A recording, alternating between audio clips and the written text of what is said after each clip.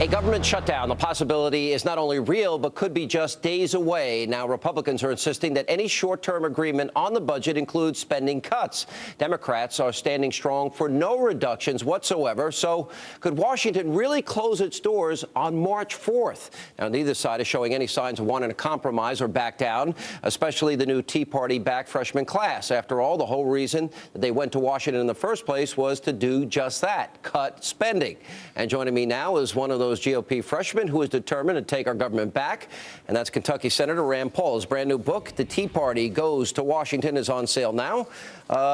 Senator, good to see you. How are you? Good to be with you, Appreciate Sean. you being here. Well, first of all, March 4th is coming. We keep hearing from Chuck Schumer anytime he gets near a microphone that the government's going to be shut down. Nancy Pelosi's aides say it. It sounds like maybe that's what they want. They need to ask us, well, what we want. I don't think any of us want to shut down the government. But the thing is, it doesn't have to be an either-or situation. They say either we get what we want or we shut down government. What about there's an in-between situation? We either cut some spending or perhaps we only just spend what comes in. How about a third option? There's just a little old Hannity idea here. How about the Republicans every time they say, well, do you want to shut the government down? How about you ask, do you not want to cut $100 billion to start? Right. Right. And do you want us to get into a problem where we have such an enormous debt that we can't pay it back, or that you can't continue to sustain Social Security or Medicare because there's not enough money? So they have to admit that we have to have some reforms. To do the same old thing is really not a tenable solution. What will it take for you to support an increase in the debt ceiling? In terms of exactly how much money is it going to cost, you know, or how many spending cuts do you need to say, all right, I'll give a short-term raise in the debt ceiling, but only if we cut this? I can't imagine voting to raise the debt ceiling unless we do something dramatic. To me, something dramatic would be a balanced budget amendment to the Constitution. It would still take a few years to enact, but then we'd have a 4 or 5 year period and we would have to balance the budget. That's the only thing that'll get me to, because what will happen is they're going to say, raise the debt ceiling. 3 months later, they'll be back asking the same thing. So if they agree to $100 billion in cuts, that's not enough for you? Well, the thing is next year it's supposed to be $1.65 trillion. You know, what is the worst case scenario? Does America become Greece? Possibly. I think what you look at is there are several ways you pay for your debt. You can either tax people more. Most of us think we're taxed enough already. You can borrow more, but there comes a limit to borrowing, and then interest rates will rise, or you simply print the money at the Federal Reserve to pay for it. But that can destroy a currency. And our currency is so interconnected to the world, you destroy the American dollar. Really, you haven't seen chaos until you've seen that happen. You said in your book, you said, first of all, I thought it was interesting. You said the Tea Party found you, which was pretty interesting. But we now pay more in taxes than we spend on food, clothes, and housing combined. People don't ridiculous. want more taxes, and I think the last election was about that. We don't want more taxes, but we want less spending. We want less debt. We're worried about passing that on to our kids and our grandkids. But I'm also worried that we could destroy the economy and maybe even the country if we don't tackle it. But $100 billion is not enough. $500 billion is not enough. We need to knock trillions.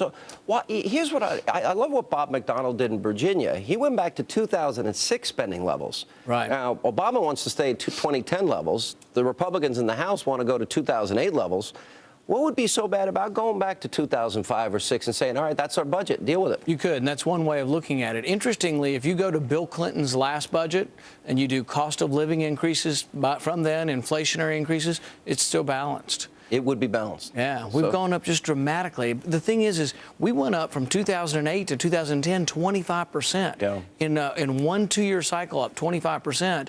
And now President says he's found newfound courage, and he's going to freeze it at those inflated levels. Up 24% will freeze it at the new high level. And add $13 trillion of debt. But you want to deal with entitlements.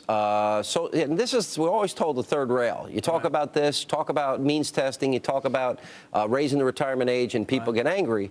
Is that what you're proposing, that we have to deal with the entitlements because that's the bigger part of the budget? It's half of the budget. Over half of the budget is entitlements. If you don't deal with it, you're not serious about the debt. Raise the retirement age? Yes, slowly. To what age? To the day before I die? No, we're going to raise it gradually over a 30-year period. It'll probably go to 69 and then be attached to longevity. 69 to 62 or 65? Well, it's 67 right now for Social Security, and it would go to 69, and then it probably would ultimately go to 70 based on longevity, but based on a formula, and then you fix it forever. And means because you testing? tie it, you probably have to have means testing. So to in fix other the words, whole if I thing was smart and saved enough money, and I paid into Social Security my whole life, basically Congress would legislate the authority to steal the money that I gave them. If we had the money, Sean would give it to you, okay? We don't have it. So, It's gone. but isn't that kind of what it is? Kind of, and it's really it's not a good situation. See, the thing is people think I'm jumping up and down wanting to raise the age or means testing. I'm doing it because I want to save the system. Yeah. I think there will be a time if we go the way of Greece where there'll be no checks. So the liberals want to say, oh, you're for doing all these things. No, the baby boom wasn't my fault. The baby boom happened, and we have all these people retiring. The only way you pay for them is by structurally changing what we have.